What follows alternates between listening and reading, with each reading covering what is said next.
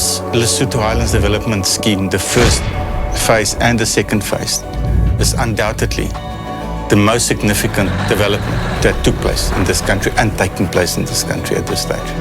The total project is about 43 billion. If you think that's about 1.5 times the GDP of Lesotho.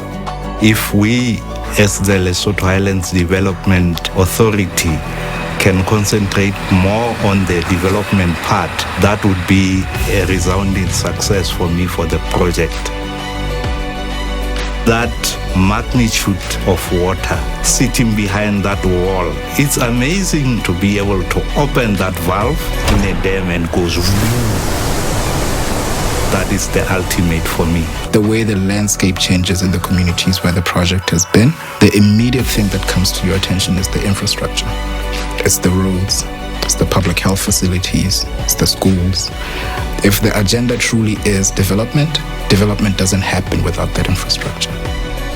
The people of Lesotho are going to enormously benefit from the project. The first one that comes to mind is employment. People with no hardcore skills or qualifications have been able to be trained and get employment in the project.